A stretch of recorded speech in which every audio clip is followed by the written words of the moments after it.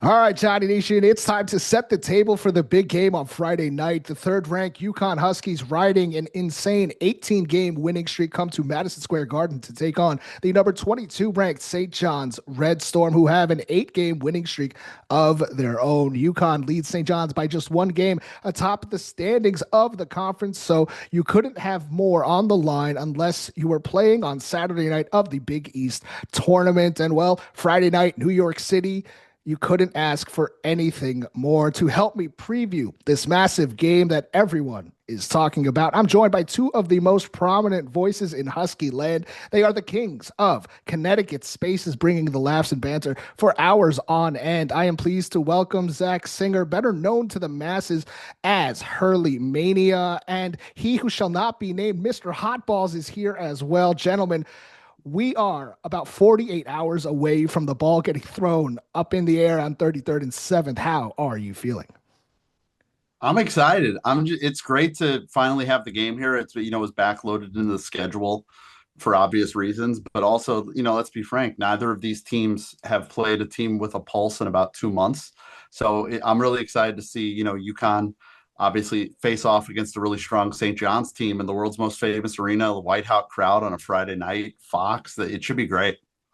There's nothing better than big time Big East matchup, right? And I think there's been a lot building towards this, and like HurleyMania said, man, finally, be able to play a team, worth playing. So a lot on the line too, man. It's not often that you kind of get teams like this with a regular season game where I really think legitimately this much stakes in it. Which will be exciting. Yeah, UConn has won 18 games in a row. We're going to start with like a little primer for the St. John's fans and just for the Big East fans who are listening. And maybe I haven't been watching every UConn game during this 18-game winning streak like you guys have. But the number 3 ranked Huskies, the last 2 games were an absolute obliteration of Creighton and Xavier by a combined 59 points. But prior, they were looking a bit more pedestrian. The turnover percentages have been at the bottom of the conference. They've been playing at a slow pace. So what do you guys think has caused the offense up until these last 2 games to sort of hit a wall? And while they obviously won and there were close games against Seton Hall, Georgetown, Providence, was it a bit of playing down to the competition? Was it just relying on the defense, or just not having enough tough tests like, Hurley, you just mentioned in the conference? Was there something that you guys noticed about possible issues that could potentially resurface, or was course corrected over the last 2 games? I think it's a combination of everything. I think, obviously early on in the season, I mean, this has only been a couple of weeks where we've had everybody like fully healthy, like rust knocked off, and then kind of developing some chemistry. I know this sounds kind of like insane to say, but we were talking about a lot on our show, particularly with starting 5 just was kind of clunky. And it's almost like they almost have like too many options offensively where, you saw a lot of guys. I know it seems terrible, right? There's just nobody has it worse than us, but, but it's kind of weird when you kind of watch a team with that much, as much shooting as we have. And, guys running the offense and everything, but like everybody kind of, I think, struggling to like figure out, all right, like when can I just eat, you know what I mean? And be more deliberate and intentional in the offense. You'd see a lot of things where like they'd run sets and they dribble drive to the hoop and then like make a pass to a guy that's like 2 feet away. That was just totally unnecessary instead of finishing at the rim, getting that wide open look. And then instead of just taking the wide open look, like I'm going to, get back into the set. Maybe we can get a better look. And I think all things kind of coming from a good place, but a little bit of a choice paralysis, I think, for a lot of guys. In the last couple of games, I think we've really started to see guys start to get the feel of the offense more and where they can kind of impose their will. And particularly the last couple of games, guys like Braylon Mullins, Silas Demery, Alex Solo now finally starting to pick their spots a little bit better. Still some problems under the hood there. We'll get into that later, but I think it's been a more of a progression coming to that. The defense is the big question coming to the season. But it's been kind of interesting to see the offense just taking a little bit more needing out, so to speak, over the course of the season. It's funny you bring up the defense because that's where I was going next. I mean, the UConn defense has gotten so much better this season compared to last. And, last year they really weren't a good defense defensive team. They were ranked about 75th in the country 2 years prior to that. Both of those years, obviously ranked top 10, and I guess they won a little something those 2 years. But Zach, what's changed with the defense this year, where UConn has seemingly won those games that I talked about, where they struggled. I mean, they really relied on their defense to win it. Yeah, and the biggest change has been Silas Demery Jr. Bringing him in. You bring him in to stabilize at the point, and like most fans, you go and you watch the YouTube comps, and I'm a big sicko, but I'm not the guy who's looking for the defense comps. A YouTube comp for a player, it's usually shots, right, or pick and roll stuff. But from day one, the defensive presence that this kid has is unbelievable. He's huge. He's massive at the point. He pressures the ball right from the start of the opposing team's offensive set. He pressures well out beyond the 3-point line. It has led to some foul issues, to the point Dan Hurley's mentioned joked that he's addicted to fouling. Yep. Yes. Which is a thing I'm thinking about Friday night, especially against a much smaller point guard, possibly. But he's been the complete game changer for them defensively. Last year, they had no defensive help at all at the point guard position. Opposition teams could run whatever they want.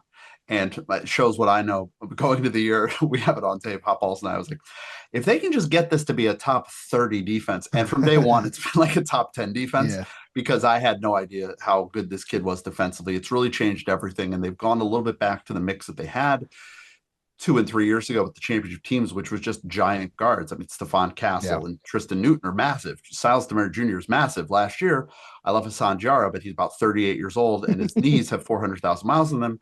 And Aiden McHaney, God bless him, is as tall as my cat. So they didn't have the size. So they went out, they got a huge point guard, and it's really made a huge difference for the whole defense. Silas is somebody that St. John's recruited heavily out of high school, recruited also when he went into the portal after his first year of Georgia. I've told this story before. He's one of my favorite players because when St. John's was in the Bahamas last year, we played Georgia in our last game in that trip. I was sitting courtside right on the corner opposite from the Georgia bench. And at one point, Silas gets a pass right in the corner, and he's literally 7 inches away from me, takes the shot. Me and my buddy yell to try to throw him off on the shot. He hits nothing but let, turns around and goes, "Shut up." And I just sit right back down. I'm like, "Yes, sir. No problem. You got that." So always, he's a hell of a ball player. I think that he's taken a huge leap, obviously, for UConn this year. I think that, and we'll talk about this kind of in a bit, but I think he's arguably the most important player on the team this year. I think what he has done is incredible. I don't think people realized how much of an impact he could have made this year for UConn.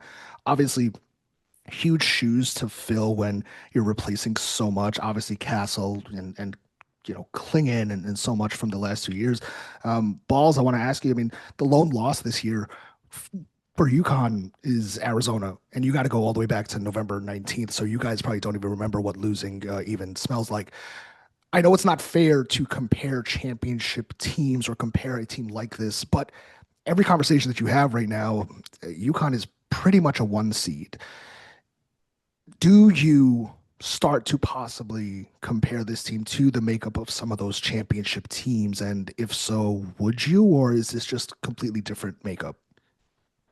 They're their own team. They're a little bit different than those teams were. I think the 2024 team was just a killing machine. I don't care, whether they're at Duke or North Carolina, like those are the teams that like you get once every 20 years if you're lucky. Who was the last team that gave that team any kind of a push or you guys a little bit in the Garden, but it was, that team was just a historic killing machine. 23 was a little bit different, where it was a very athletic team. It wasn't as physically imposing, but was explosive, right? Like they would just come out and you could play them pretty competitively. But at some point in the game, and you never really knew, it was like, trying to play with a hand grenade with the pin pulled, and eventually it was going to go off and they're going to put a 15-0 run on you or 20-0 run on you. And that was all she wrote, and you could play some pretty competitive basketball with them for the rest of the 35 minutes. 24 was a little bit more like a boa constrictor, where you could kind of play with them for 20 minutes. I mean, you go looking like a lot of the box scores, at halftime, a lot of competitive games in 24, but then, just having to try to run around Donovan Clingan and run around Cam Spencer and run around Tristan Newton. And like after 25, 30 minutes of that, you'd start to see the gap on the screens get a little bit, wider, and they'd get a little bit more space. And then the last 10 minutes, you'd be like, oh man, we're only up like 6 or 7 points. You figure we show up more. And then you look up 5 minutes later and we're up 25, and teams just gas out. This team's a little bit different.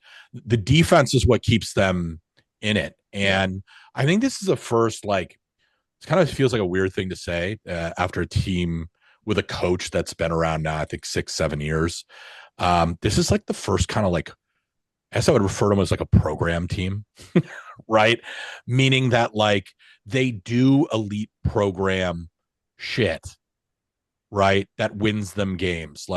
They play phenomenal defense, and they have that sort of just pennies in the couch cushion approach to it, where it's the loose balls, it's the scrambles, it's the broken plays. They're not as physically overwhelming as 24 or 23 were, but there's just a winning streak that they have in them that makes them a little bit different.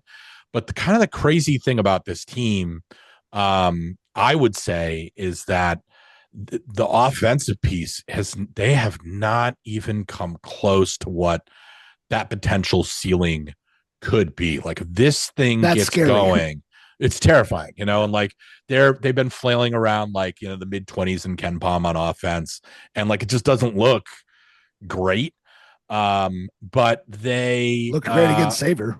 They look great against Xavier. They look great. Starting to turn the corner is what I'm, but us three could look great against Xavier though. Yeah, right. So I think that ceiling is certainly in there, even though we haven't seen it for long stretches yet. But now I would say the other thing with this team and sort of the downside is, I think you could probably make a case, and HurleyMania may disagree with me on this, but this is the best group of kids we've had at UConn ever, and that's kind of the problem. Well, I think what I was going to say is that what you were kind of referring to, it sounds like you guys have a team that's just fully bought in on culture, and I know that's very coach speaky, but especially in an era right now with NIL and all the roster turnover, I mean, to build a group like that and to have that is huge, and that's going to make for a fan favorite type of a team, regardless if they win a trophy at the end of the year or not. For sure. And I think you start to notice that the Villanova game was just proof positive of that, right? Where Villanova's in year one with Kevin Willard, that's not going to be there. But that was the difference in the game. It was a couple key turnovers. It was a couple key loose balls that UConn was able to get to kind of drive a lead in overtime, get to overtime. That was the difference maker, and it is cliche, but it's the truth. And I think we've kind of started to see that with this group. Yeah. And so, look, the talent level is there, but, kind of getting back to what I was saying before here, they're a great group of kids. And that's sort of the problem. This team doesn't walk around with a machete as its a favorite toughness issue, you're saying basically. Yeah. Which is, and that's going to be something that we definitely talk about once we start previewing the St. John's stuff, because I think that is a potential where St. John's could exploit. But obviously, it's a weird toughness thing though, because they are tough. They win games, but they don't come with the 2024 team. Cam Spencer probably sleeps with a machete at night. And they don't show up with that, we're going to humiliate you. And then when we kill you, we're going to mutilate your body and drag it through the street, because that sounds like a good time to me. They're just going to kind of beat you. And they're kind of starting to find that gear. But for, I think the difference with the 23 and the 24 teams was you saw that fourth and fifth gear with consistency. You haven't really seen this team out of third gear. Again, that's scary. So that's what we're going to keep saying that, and I really don't want to hear that. Zach, do you agree? I mean, just on the culture on this team and kind of how they. Yeah, it's been something Dan has struggled with, because you want kids that are great kids, but Dan is Hurley's in the nicest way a weirdo, right? He likes the kind of guy who goes out there and he's all about dominating and toughness, all that. And this team, I think it's in there, but we haven't really seen it. And the biggest example of that is they've been trying to get it out of Terrace Reed. And they got it out of him the second half of last year. And this year it's been a struggle. But the last game and a half, suddenly it's back. And I'm going to be optimistic as a UConn fan that it's going to be like the end of last year, where even though that season it wasn't a great season, they actually closed pretty well. They played their best basketball at the very end of the year, which isn't saying much, but I mean, it's true. It's been hard for them to kind of get that full focus. And that's the thing. The last two games, the Creighton game, but especially the Xavier game, those were the first games all year where they got the big lead and they didn't let the opponent creep back into it. Now, Creighton and Xavier don't have AJ DeBonsa. That's a factor. Not going to deny it. But the best they had played before yesterday all year, arguably, was the BYU game, especially the first 25 minutes of the game. That was back in November. They played great in that game. They played great, but BYU almost wins the game. They've had games this year where like they had the big lead at Seton Hall, a place they basically never win, which sounds ridiculous, but it's true. Do we know? And then they almost lose the game. And so they've had this issue this year where they, even when they would get big leads, they would let the opponent kind of get back into it. Getting a full 40 minutes was something that didn't happen until other than UMass Lowell, which doesn't count. Literally yesterday was the first time they got a full 40 minutes. They go out, they stomp on somebody, and they just keep the pedal down. And that's been what Dan Hurley has been chasing with this team. He's talked about in every press conference is we've got to be able to get the full engagement because you don't want to insult the other teams in the league, but like you can get away with that stuff against Georgetown. That was another game they almost blew after having a big lead. You can do that against Georgetown and Marquette, but that can end your season in the second round when you get against teams that are NCAA tournament level. So that's something they've been trying to chase, and I'm hopeful they've finally found it. There's no excuse for them Friday, that's for sure, to not have the intensity in that game because this is not playing Xavier or Creighton. That's for sure. Friday night is actually going to be the first time that both teams really face top tier talent and competition in forever. I mean, Hurley, you said the first team with a pulse, and the stat on us is we had 4 quad 1 wins on December 9th. Yeah. And it's February 4th, and we have 5. So I mean, that's where I'm going. UConn, it's going to be playing somebody that is that's the first time that they're playing somebody that's currently ranked. And Gary Parrish said this today, since December 9th, which is the Florida game. St. John's is the same thing. It's the first time they're playing somebody that's currently ranked since all the way back in November 24th when they played Iowa State. And UConn played a ranked Seton Hall team that squeaked in to be 25, but then was kicked out right afterwards in early January. And, how do you guys think that bodes for both teams? Before we start getting into the nitty gritty of St. John's and UConn, both teams are riding these long winning streaks. Both teams have played close games, but overall, this game is going to be the best team that either faces now and obviously in 3 weeks when they play again. Is there some concern that both of these teams are not as battle tested now? Obviously they were early on. St. John's played Iowa State, they played Alabama, they played Kentucky, they played Auburn, they've played obviously the Big East, but and for you guys, you played BYU, you played Florida, you played a lot of these big name teams, so you guys were tested early on. But now the conversation kind of shifts to, what about now? What about the last 3 months of the season? Could that affect them going into the Big East tournament and the NCAA tournament where both teams obviously will be? Yeah, I mean, we're going to find out. I mean, both of them, we have to play each other twice. It's probably a pretty high likelihood, knock on wood. We'll probably play each other 3 times in the next month. And, look, I mean, I think, there's always that, I guess you could call it the Gonzaga effect, right? Like everybody kind of worries about that where, they would go out and just rack up this incredible non-con, basically go on vacation for 2.5 months and then, see somebody in the Sweet 16 that, you couldn't get away with a lot of things. And so sometimes it could get a little bit tougher to course correct. But this is kind of like an interesting group because I think, you could say that they are battle tested in a lot of ways. We've been in a lot of close games. We've been in a lot of weird games this year where they've had to win in a lot of different ways, where we've had contributions from a lot of different guys, where we've been in a lot of different situations when it comes to things like, being injured and being shorthanded, so I think, you get to that second round or you get that Sweet 16 and you get off to a slow start and you're down 6 points at, the under 8 of the first half. You can be like, look, man, we've been here. We've done this before. Like we can figure it out. Right. And so, I think for, in UConn's particular case, I think they're going to be okay.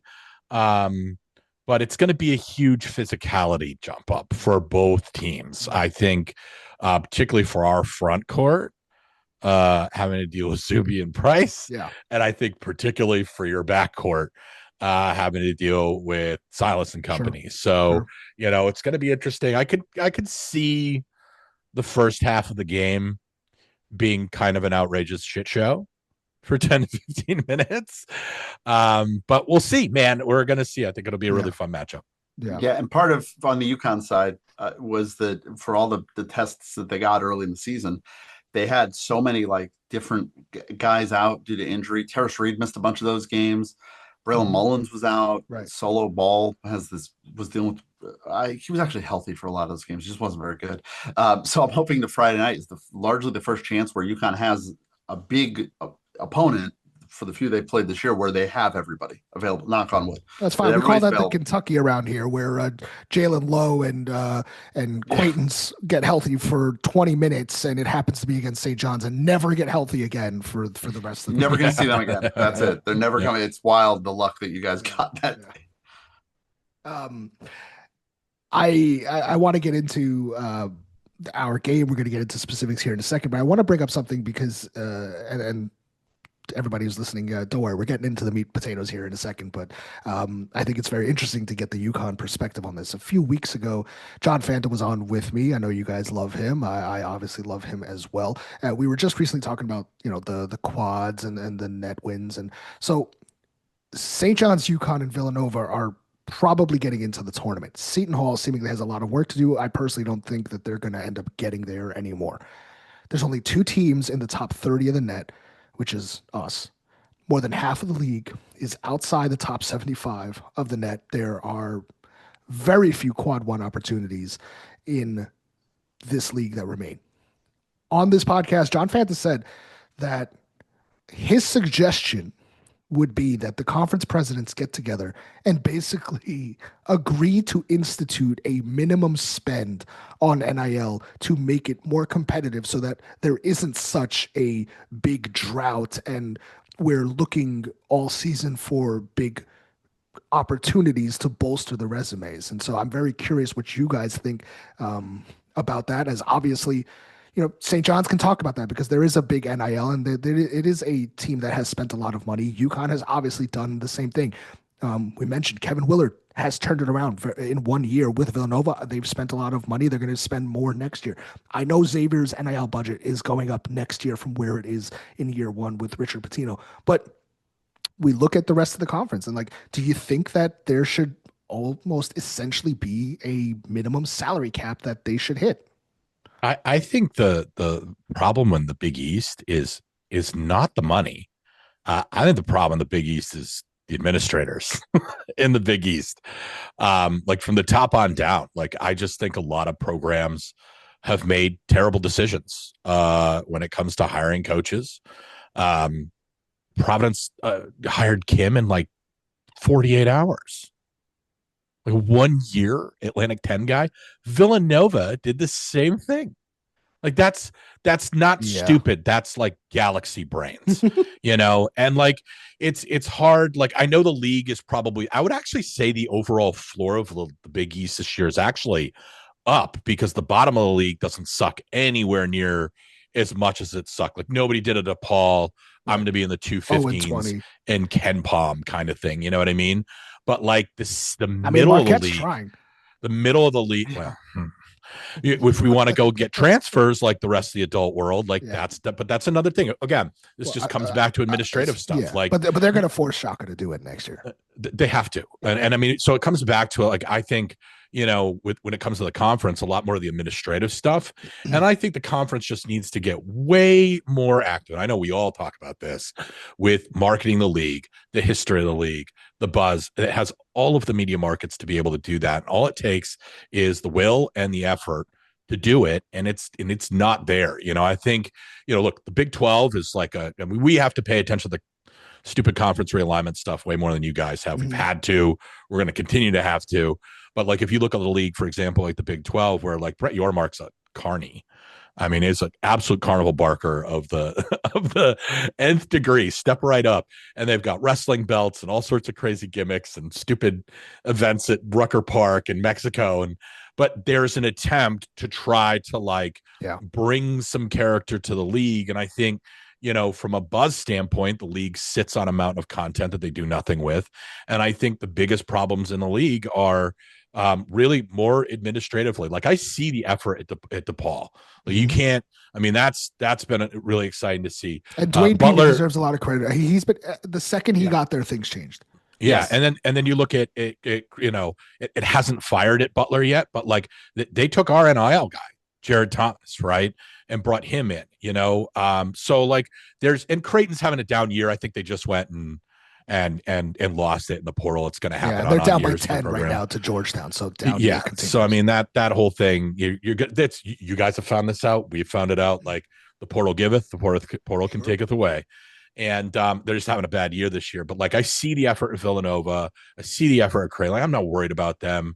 But like some of these decisions that a lot of these admins have made, are the real problem. The only school I'd be worried about checking out entirely, believe it or not, probably be Georgetown. And a lot of people don't really realize this as much, but like even when you go back to the John Thompson years, like a big part of what made him special, in addition to all of the things that people know about him from a basketball perspective and from a social perspective, was his ability to manipulate that administration and convince them that this was something that they needed to invest in and keep prominent for the good of the university. You look at their athletic department, it's really run similar to a Division III athletic department. They don't need it. Georgetown is the one school in this league that absolutely 100% does not need anything in athletics to prop it up whatsoever. And so, from the Ed Cooley stuff hasn't been a great fit. Right.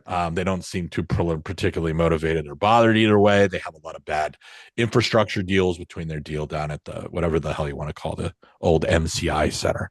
It'll always be the MCI Center to me. But like, like I would be worried about that. I'm not as worried about the rest of the league, even though I think it's down. I think we just need to get some less bird-brained administrators to be kind of running the ship right now. Yeah, and I'll be quick. Just similar to I agree with them, but it's like I'm okay with the idea of the money spend, but like money doesn't solve all the problems. Providence is a huge NIL bag. It's a great roster, and it looks like a mess. Seton Hall has gone from 15 cents to about $1.50, and they're probably the fourth best team in the league. Marquette's spending big, even though they're weird with the portal. They've spent a lot. Creighton spent a lot, and I mean, it's not worked, right? So I don't think it's as simple as just, make everybody spend an amount of money. Like you got to spend it correctly. And also, because then if everybody's got to spend an amount of money, like I don't know what just rent, like what if DePaul suddenly has to spend another $3 million a year on NIL, like I don't know if that's necessarily good for their building. It's going to take a while. I don't know where it goes, but like DePaul is competent, and it's taken 15 years for them just to get the competent. And I don't know if you suddenly tell them, hey, by the way, you guys have to find another $10 million while you've just found 25 million for a practice facility. Yeah. If it breaks that whole thing. Yeah, it's not so. And I think that's a big thing. Like, look, money solves a lot of problems, right? It gives you a lot more room for error, obviously. But we've seen it. I mean, we had obviously a huge portal miss last year in Aiden Mahaney. We've pretty much, for all intents and purposes, nailed the portal. Yeah, you guys have had some whiffs this year. Like it's going to happen. So it's got to be a combination of both of them. But I think it really just starts with the administrators and having a real sensible commitment to what we're trying to do here. All right, let's get into it. Friday night, St. John's, UConn, Madison Square Garden. This is what you're here for. This is what we're here for. Fellas, when the schedule came out and we saw both of these games were in February, I know I personally got giddy. Most college basketball fans should have got giddy because the idea was, all right, 2 games within 3 weeks of each other in February. Both teams would likely have, quote, figured it out roster-wise, chemistry-wise, and then you factor in the bad blood, the no love lost between Pitino and Hurley. St. John's swept UConn last year. That's right. Both games, St. John's swept UConn. I'm just going to say it again. And now we're here. And I don't think Val Ackerman or anybody in the Big East could have scripted it any better for Friday night. 18-game winning streak. I would interject one thing that I hope we don't see Brett James breeding on Friday night. I think we're almost guaranteed to see him. We are because you can't work 2 games in a row. So I looked at the 6 refs who worked last night. I didn't see his name, and I just my head was gonna be. It's funny because the entire St. John's chats are the same way. Everybody's like, who the hell is going to be on the whistle? And it's going to probably be breeding. And Yeah, I don't know who else is possibly going to be on there. And Morrissey, I forgot, was Morrissey one of the available ones? I looked this up on our show last night, and I was just but upset it's about sick. Britney. It's sick that we all know that like James Breeding is going to be there, and it's I'll going see to it be coming. just It's hell. what you want to sell as I a know. product I is know. 58 free throws. Well, listen, if that's the case, then the advantage goes to St. John's because they've been elite Yes. at getting to the line. Yes. But I digress, and again, I think that it couldn't have lined up more perfect. St. John's was pretty woeful to start the year. Everybody was questioning why the hell was this team ranked top 5? They messed it up. These pieces don't fit. And now you look at it and it's like, okay, holy crap, you don't really want to see this team come March anymore because of the style and what they've figured out. UConn has obviously been a buzzsaw. Just initial, give me your elevator pitch on how you guys and how the fan base feels right now going into Friday, Zach. I mean, we feel as good as we have all year. It was because it's completely absurd to be down on a team that was 22-1 to a degree. I'm aware of that, but like about a week ago, folks were like, "What is the ceiling?" Because also the one is against the kind of team you're going to run into in the Final Four, and you lost at home. They played really well. There were mitigating circumstances, but now the last week, especially the last 3 halves specifically. The first half against Creighton was good, but like that game was tied with 4 minutes to go in the first half, and then they just took off. It was, would the offense really come around? Because the idea behind UConn's starting lineup, I totally get it. That Solo and Silas and Alex and Braille Mullins and Terrace Reed, I get what they're looking for there, but it just, like Hotballs alluded to earlier, it wasn't clicking. And you're doing the same show. We were doing the same show like 7 games in a row. Like UConn wins a game they're supposed to win by 15 by 5, and it's not great for metrics, but like they never were like in danger, but also they like couldn't put them away. So against many crap teams in the league. So you wonder, and I start diving into Hoop Explorer, and you see the 5-man units, and you see that there are other lineups that aren't that lineup that are way better offensively than the lineup they're running. And what we've seen in the last week is that the staff has started to tweak things a little bit.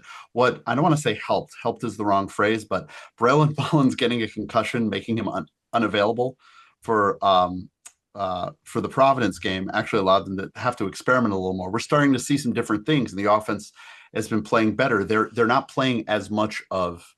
They're separating Solo and Braylon a little more. But Solo started to look a little better. He's had a left wrist issue he's been dealing with all year, but also little things. The last 2 games, they started playing Malachi Smith and Silas Demery Jr. together, which is not something I thought we were going to see this year. It's worked pretty well. And they're starting to click on offense. The defense is always going to be there. I'm confident because now offensively they look good. Both Silas and Malachi Smith are shooting above 47% from 3 and willing to take it. The biggest change in the last 2 weeks has been that when players go underneath the screen on Silas Demery Jr., he is taking threes. He was a good 3-point shooter, as you literally know, at Georgia. This year he didn't do it much because he didn't do it much at UConn because you got Solo Ball, you got Braylon Mullins, you got Alex Caravan. But now he's started to look for his shot a little more, and he's hitting 47% from 3. So if St. John's goes under a screen on him, he's going to take it. All right, fellas, I have a big question that goes into this game because the question is, where is the biggest advantage? And for offensively, Zach, you just mentioned it. UConn has been a machine from a play calling and an execution standpoint, and Silas Demery Jr. has been an absolute stud. I can argue he's probably the MVP of UConn this season. 3 Huskies are shooting over 40% from 3. 6 are shooting over 34%. For St. John's, it's the front court. Can UConn keep up? And Hotballs, you asked this. Can UConn keep up with Zuby Ejiofor? You forgot to mention Dylan Mitchell and Bryce Hopkins on not just the offensive side, but on the defensive side of the ball, because that's where I think is the most interesting matchup questions here. For St. John's, defensively, they can throw Zuby, Dylan, and Bryce at every single one of your players. And while Zuby is going to be matched up with Taris most likely through the entire game, Dylan Mitchell will likely, I think, going to be thrown at Silas. And I think Bryce is going to be on Alex or Braylon Mullins, but Dylan Mitchell can switch 1 through 5.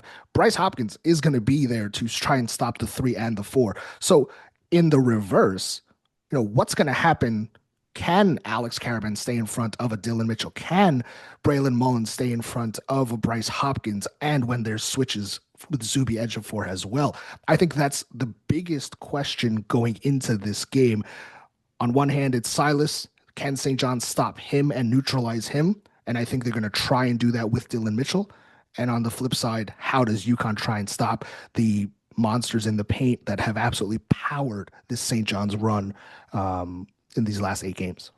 Yeah, I mean, I think it's going to, for UConn, I think the biggest thing is going to be Reed's ability to slow Zuby down a little bit. I'm a lot less worried about the wings. Alex has been a shockingly fantastic defender this year, really good. So I'm not too worried about him, and Mullins can defend. He looks like he's 12 years old. He's very physical on the defensive side, kind of a sneaky guy. He's very quick, good hands, disrupts passing lanes very well. So, I think it'll be interesting. I think the wings are going to be a little bit more of a wash than people think. I really think it's just going to come down to teams. I don't call them weaknesses because Terrace is top 30 college basketball players in the country in the metrics now. And he's leading the conference in blocks too. Well, here's kind of the thing. I'll say a controversial thing about my own team, our own players. This has been a big talking point. Reed fills up the stat sheet, but there's games where he is not plugged into the wall, doesn't make very good defensive reads, is sloppy on fouls. I think the last week was the Creighton game. He had 3 fouls more than 40 feet away from the basket. Come on, man. And if that happens, Eric's very good. I think you guys will be surprised at how skilled he is. I like his game but he's just, he needs another 10 pounds of muscle to deal with a guy like a Zuby, right? So Terrace is going to have to at least hold the fort. Zuby's going to get his, Terrace is going to get his. But if they can slow Zuby down a little bit, the paint, I think that's going to help. I think the big thing with, I would say less Mitchell, but certainly Hopkins, let's just get him mobile, and running him off screens and, all of those kinds of things. And so, it's going to be that system kind of a game for UConn where it's going to be screens. I think they're going to want to get the ball late into the shot clock again. The big thing I think for St. John's will be interesting is going to be ball pressure early on, trying to disrupt some of UConn's early actions. That's been kind of the scout is, not so much to, cause the early turnover or anything like that, but get us into our offense 4 or 5 seconds later. Right. And that's where you kind of have seen some of the breakdowns, I think, with UConn's offense has been later on in the shot clock. So the ability to kind of slow the ball coming up the court, putting on a little soft pressure, is I think it'd be key for St. John's to try to slow us down a little bit. Well, and that's what St. John's has done, all year. I mean, that literally, if that is the case, and obviously you guys know them better than anybody, that sort of feeds into the St. John's hand, especially over the last month and a half. I mean, they have really done just that.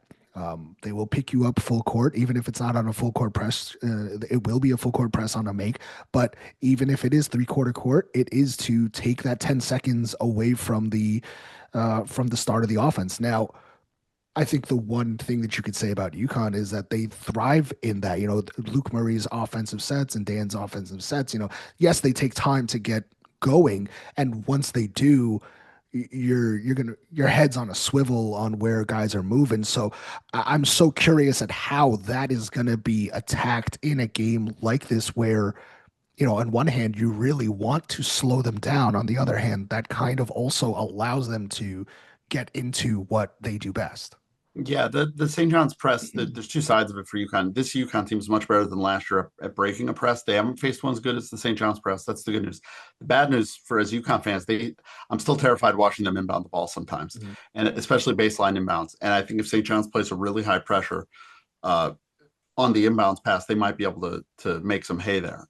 But especially if they want to try and speed the game up. So there's that. But this is a UConn team that's shown an ability to break press pretty well this year. It helps. Again, Silas, big guard, dribbles through it, good at locating players. But the stretches when we were quote unquote worried about the team was there'd be 3 or 4 minutes where, and he's been pretty good, and he's been really good at the Garden. But Malachi Smith, sometimes, man, when he gets sped up, teams have had a lot of success. That is when he has had trouble speeding up. I think that's going to be a key for St. John's. And I personally think the game comes down to who wins the Mitchell Caravan like face off, if you will, because I expect Zuby to do well. I expect Terrace to do well. I expect Silas to do well.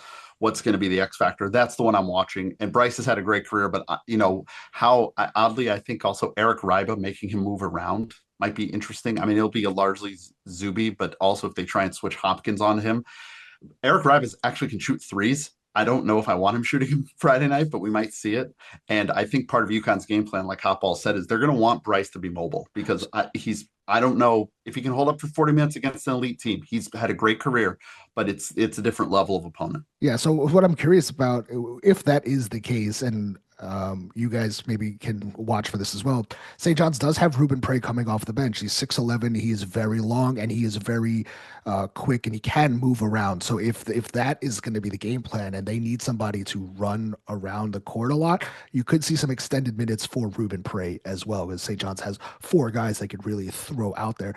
You just talked about Mitchell and Caravan being one of the interesting matchups that you're looking at. I'm curious if you guys want to put on your coaching hats and your defensive hats. How would you match up these guys? Because I'm throwing this out there. I think it's Hopkins Caravan matchup to start. That's Zuby and Reed. I think Mitchell is going to be on Silas to start. Sellers and Mullins, although there's a size disadvantage there. Not really sure. Maybe that switches up, and then Ian Jackson, who has been playing much better defensively of late, will get the assignment of Ball and or Stewart, whoever starts. I'm assuming it's going to be Ball, even though from Ian what Jackson I see, solo Ball. I mean, like Stewart. It seems like Stewart should be playing more, and I know, Balls. I know you mentioned that. Solo has played a little better of late, but man, that the wrist injury I think seems to still be hampering him. He really has not played that great this year at all. If you want to touch on that, also why Stewart hasn't been playing as much. I know fans I think have been clamoring for him as well. Yeah, so I mean, the most efficient lineup that we have is, and this isn't a knock on anybody. I don't think this is like, I think you could take probably Solo, Braylon. I'd argue you could probably take Alex out of the equation. Any of the 3 shooters off the ball, and you replace them with Stewart, the offensive efficiency skyrockets. And remember, we were talking about the choice paralysis thing. The other piece with Jalen is it's just like a lot of the off-ball stuff that he does. I don't even compare him to Andre Jackson because they're very different players, but kind of the same thing, like just a much bigger body that can set screens, allows guys like Solo to come off those screens much faster with a lot more force. Same thing with Braylon Mullins, Alex, all of those guys. Plus, the other big thing with Stewie is the defensive component. They go from being really good defensively to unbelievable defensively with him on the floor. And then the other big piece is a rebounding piece. The rebounding for us has been a little bit in and out. It's going to be a big piece of things, I think on Friday night. UConn's kind of, I don't think they're going to mess with the starting lineup at all, but they've been moving the rotations. The lineups that are getting the majority of the run is not the starting 5. It's some variation of Jalen Stewart and the 4 Musketeers. Well, Silas, Mullins, Caravan, Reed, and Stewart is literally, by college basketball analytics, the best 5-man lineup in the country. Yeah. So, I mean, that's incredible. And the way that you just laid it out, I mean, it makes it sound like Stewart is the literal X factor for this team. Yeah. And as to why, it's, I'll say conditioning. With Jalen, I'll leave it at that. But yeah, they're like Dan talks about wanting to get him more minutes, but we're in February. Let's see it, and they've started to a little bit. And the concern with him too is like, and he's been great in big games, especially at the Garden in the Big East tournament a couple of years ago offensively. But with like Jalen, the defense is great, but they're like offensively. It's sometimes, even though the efficiency's there, it feels like he's not there, and it drives Dan nuts. He wants him to be more of a factor of the offense and not just be a 3 guy. And they're just trying to get it out of him, and it drives them nuts because you've got a million guys who can do offensive things, and here's Jalen who's got like a great 3-point shot. But isn't it so funny that like there's a few guys like this, and it applies to St. John's too, that like you've got guys that are playing at the highest level in college ball, and probably in high school they're the best players, and you come into it and you're like, shoot the damn ball. Do it. Go. We want you to like be a little bit more selfish and take over the game. You know, Rick Pitino has to tell Oziah Sellers, who is one of the best shooters in the country, to shoot the damn ball more. He says the same thing to a few guys, and like, you know, it sounds like the same thing with Stewart. It's like, go be more aggressive, man. It's okay. You don't got to be fully team guy. Go get yours too. He's weird. He's a weird player, man. Like, there's really a case, and I'm not even joking when I say this. He may have the deepest tool chest of any of the guys on the team. Like, he can shoot the three ball, he can dribble drive, he can finish at the rim, he can rebound, he can pass. I wouldn't call him a facilitator, but like can handle the rock when needed, right? And he can defend 1 through 5. Like, one of the funnier rotations we had to throw out last year was like Stewie playing the 5, and fine. And it was like, and the funny thing with Stewie too is it's like the bigger the assignment, the better he is, right? It's like the games where like he should just be sleepwalking in, you know, to an 8 to 10 point, you know, game with, you know, 6 or 7 boards. He's a no-show, right? He sounds like Dylan Mitchell to me. I mean, he's just an X factor that makes everything go for the team. And it sounds like, you know, I'm going to be kind of paying attention to that now more. I'm really happy you guys brought that up because you know, now I'm going to be the one that's going to, when he checks in, I'm going to elbow the guys that's next to me and be like, shit, let's watch out now. Also watch Jaden. It's if I'm very quick. Jaden Ross, who is a personal favorite of mine. It is 3-and-D without the 3, but now the 3 is falling, and he is an irrational confidence guy. Like he's our Ruben Prey. Okay, I love Ruben Prey. I love watching Ruben Prey. Guys like Ruben Prey are why I like college basketball more than the NBA. Our version is Jaden Ross. You're going to see some wild stuff out of him, one way or the other on Friday. Right. Let's put that in the back pocket.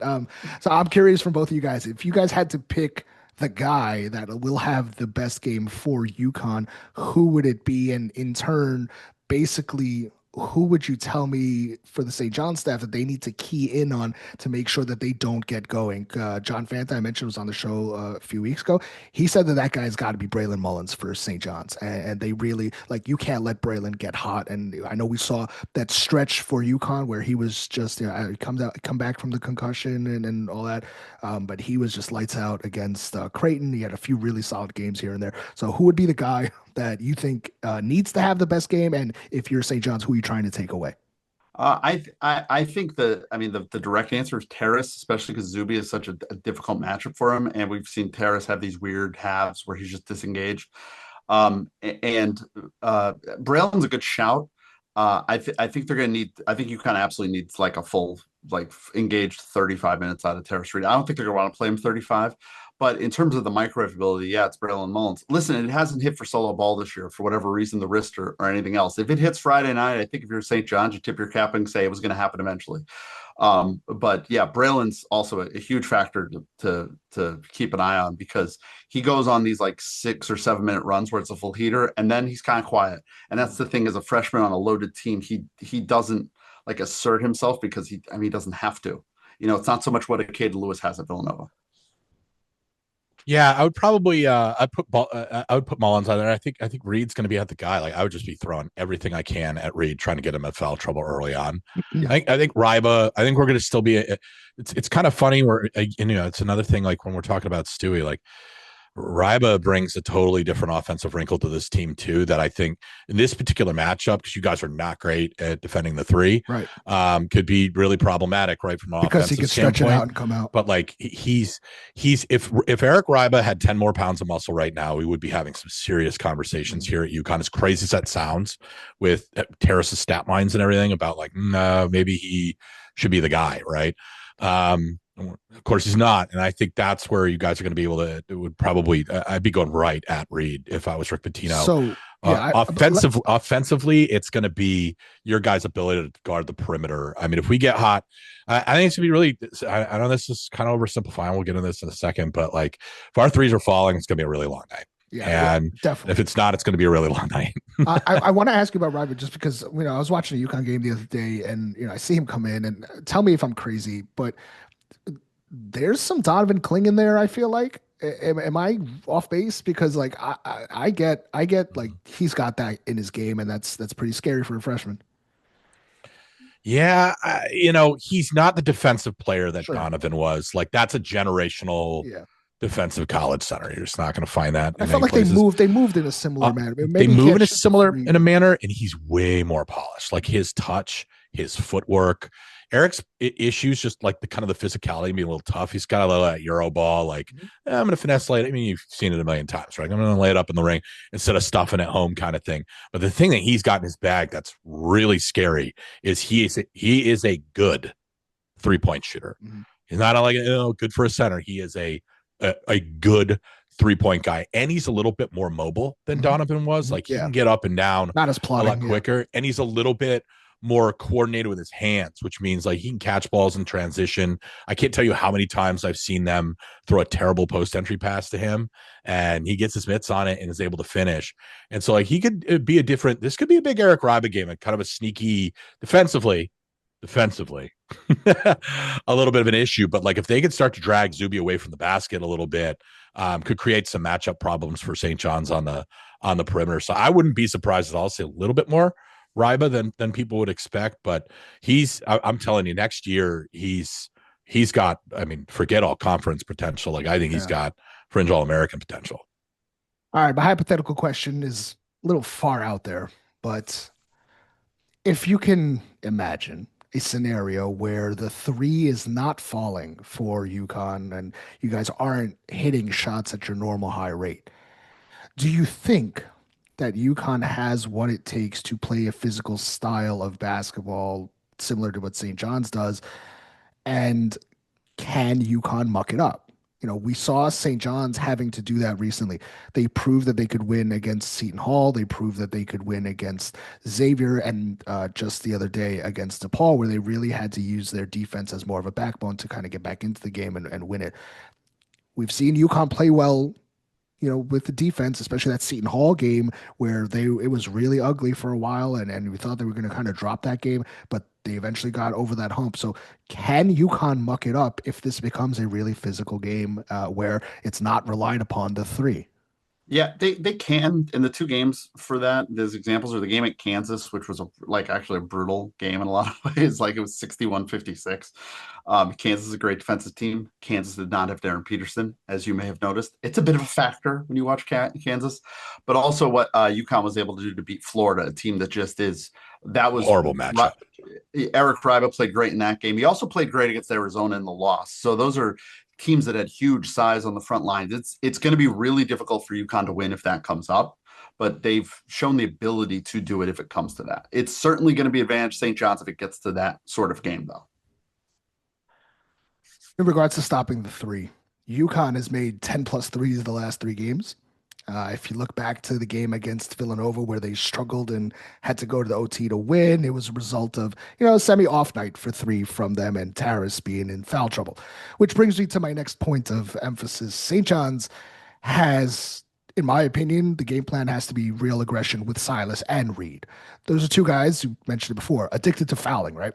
They've had the issues this season. St. John's is at their best when guys like Hopkins are getting to the rim and drawing fouls, something he's done really well over the last 8 games. St. John's is one of the best teams in the country about getting to the line, which is a huge strength. And, we've already touched on the refs, so who knows what's going to happen there. But, the difference for St. John's since that Providence game where they lost, Dylan Mitchell is getting a ton more minutes. He's grabbing rebounds, and he's got to go downhill, and he is off to the races, and he's operating as a point forward. For St. John's, what do you think the biggest key is to stopping UConn if they are having that off night and, have that few and far between? What's the best way to attack the UConn defense? It's being physical with the guards. We've seen long stretches this year, like Solo Ball's the person where it's carried through, where he's just having a rough shooting year. But like Alex Caravan's even had occasional rough stretches, Braylon Mullins, where teams are playing really physical with UConn on the outside, just not because they don't want to let these guys run these complicated Luke Murray sets. They're just grabbing and holding. And so I think just being really physical, engaging with the UConn, whoever the guard is, really high on the court, especially Malachi Smith. He can get sped up. We've seen it this year. That's, I think, going to be the key for St. John's, which kind of plays into their strengths, as does the fact that this UConn team, the addiction to fouls, Yeah. they give up a lot of free throws as a result of it. And you don't want to win a game at the line, but it's going to be a huge factor for St. John's if they can get, not just to get UConn in foul trouble, they can make a lot. This is a St. John's team that scores a ton of points at the line, and they're facing a UConn team that loves to give them up at the line. Well, Balls, I mean, I think this the answer is obvious, but like the drop off if Silas gets into foul trouble to then relying a little bit more on Malachi Smith, I mean, what's that going to do potentially for the offense? Well, it's not ideal, right? I mean, I'm less worried about I knew the answer to the question. Yeah, I mean, I think obviously the answer to that is it's going to depend on what Mally shows up. Like Mally giveth, Mally taketh away, and there are nights where he's an electric factory. I mean, there's been stretches, the stretch against Florida, the stretch against Illinois, against great competition, elite competition with guys with significant size, where he's taking the game over for stretches. Like that is in there, but that's always been what he's been for 4 years of college, man. Like it can be in and out. So like, if big game Mally comes out and he plays very well in New York, Bronx guard, they'll figure out their way kind of through it. But if it's not good Mally, if it's Mall Mally, it could be a very long night. The matchup that we've talked about, Taras versus Zuby, is that the 1A matchup you guys think going into this game? Is that the one that you guys are most looking forward to? I think it's the one I'm thinking about the most. But even though like it's funny, like if Taras doesn't have a great game, like against him offensively, I'm not going to be as worried about it. But defensively, that's really where I'm. Well, so I'm curious level about engagement offensively. I think is interesting because like, what if the game plan does turn into try to take away the three as much as you can and let Taras get his. If Taras goes for 25 in this game, but you can keep UConn to 9 threes in the game, I think St. John's has a really big advantage there. Yeah, well, the other thing is, I don't think St. John's will do it, but like, you just start hacking him because Taras is a bad free throw shooter.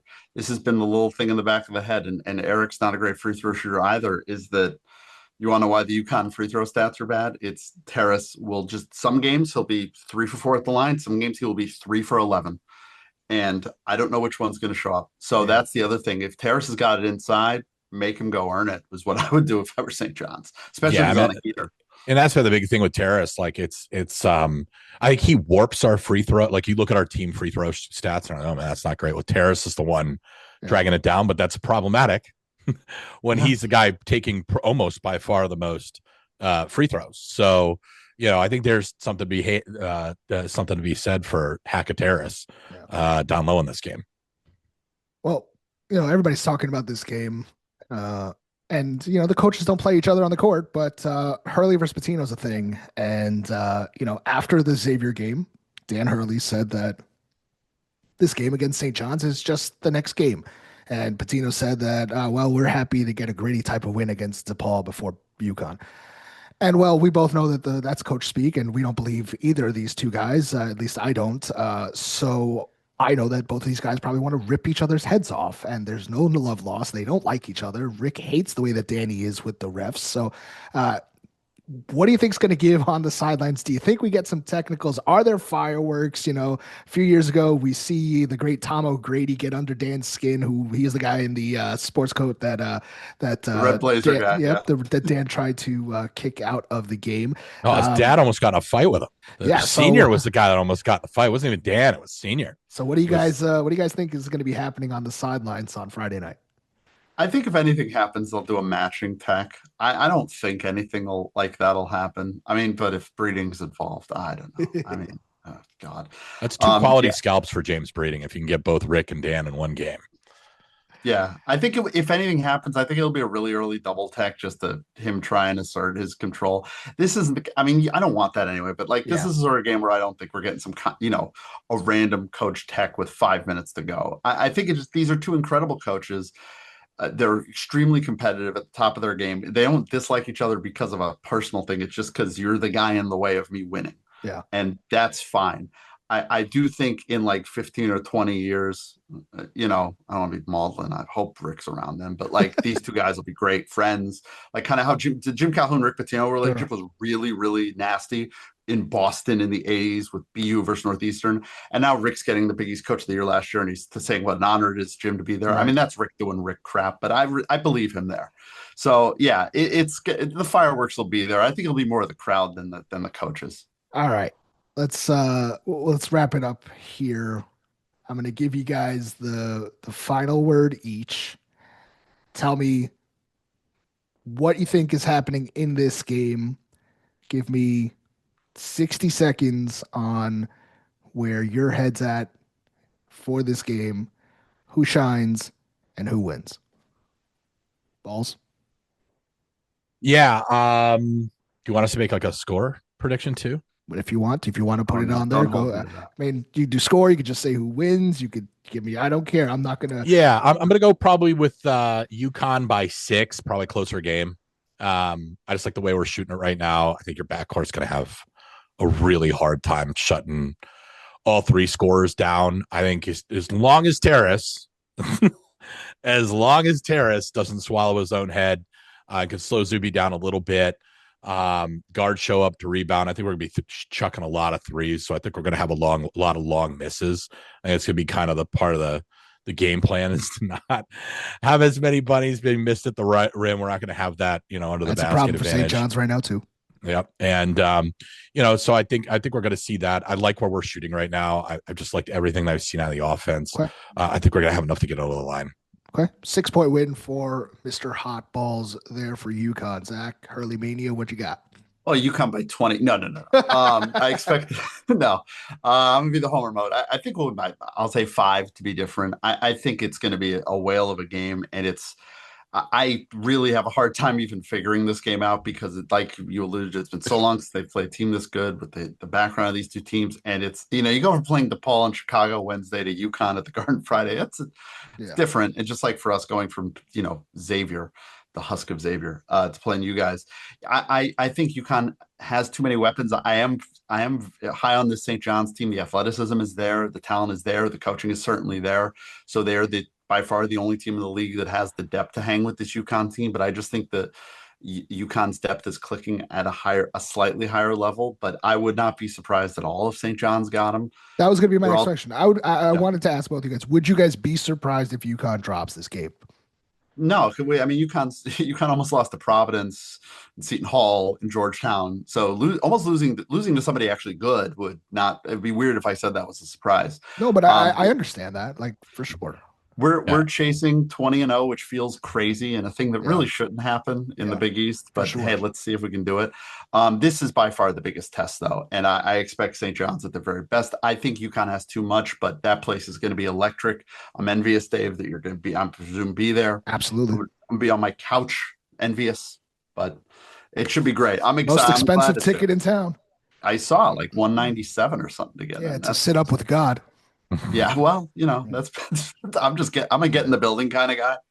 But yeah, it should be well. I think UConn gets it because they've figured out tougher spots than this, all due respect. I mean, they won at Kansas, which nobody ever does. Yeah. They beat Illinois. They beat Florida, a team that has 500. Yeah, you guys are good. We know. But St. John's is certainly a team that I respect the most in this league in terms of their ability. I just think UConn will have a little too much. Yeah. I think it's so interesting going into this game, and you couldn't be happier, I think, either way, that you're catching both teams at the apex. And so this is, you got both teams that are healthy. You got both teams playing as well as they have been pretty much all season. And you're matching up on Friday night at Madison Square Garden for the top spot of the conference. This is what Big East basketball is all about. This is what you signed up for. This is why all these players hit the portal and came to these schools for a moment like Friday night. So this is what you walk into that Madison Square Garden building, and the hair on your hand stands up because it's going to be freaking electric. I think that, yeah, I don't got that problem there. I think Hotball's got more hair than the two of us, which is not really saying so much. I've got a lot of very thin hairs on top of mine. So maybe I'll be joining the club sooner rather than later. All right. I don't like it either, Dave. Listen, it's going to be so exciting. I don't know. I guess I'm a little bit of a homer. I'm feeling pretty confident for St. John's going into this game. I think that they have shown that they can win ugly and they can show that they can win pretty. They can hang 90 on everybody. And I don't want to get into a 3-point shooting contest with UConn, but the biggest difference in this St. John's team versus last year is that there are shooters. Ian Jackson can hit the three. Sellers can hit the three. Joe Sansani can hit the three. Listen, Zuby can hit the three once in a while, and Bryce can too. So it's going to be really interesting. I selfishly, obviously, I'm hoping for a St. John's win. I think it says a lot more for St. John's to win this game, obviously, than UConn. I think St. John's needs it more going into this game and for their resume, also to bolster, I guess, the Big East. Not that there's any questions that St. John's is not making the tournament, but you beat UConn on Friday night at the Garden, and it's possibly a 2 seed line jump for them. Obviously, that's marquee, and you get a quad 1A win, always very important.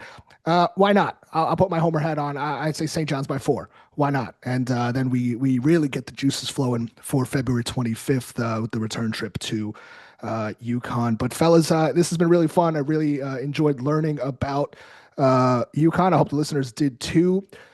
HurleyMania, Mr. Hotballs, the two big voices of UConn. Their spaces are tremendous. If you've got 3 hours to spare, might as well pop them on. I don't have 3 hours laying around these days. Sorry, 2 hours and 23 minutes, I think, was the last one. So. It's bad. I'm sorry. It's bad. Gentlemen, I can't thank you enough for taking some time with me and previewing a little bit of the Big East and most of all, this amazing matchup on Friday night. It's Johnnies. It's UConn, number 22 versus number 3. Place to be is Madison Square Garden on Friday night. Thank you, fellas. Thank you. Thanks, Dave. Johnny Nation, I will see you at Madison Square Garden. It is the absolute hottest ticket in town. I don't know what else you could want. Caravan, Reed, Mullins, Demery versus Ejiofor, Hopkins, Mitchell, Jackson, Hurley, Patino, Friday night, Madison Square Garden. Let's go. Johnny Nation, thank you for listening. I'll catch you next time.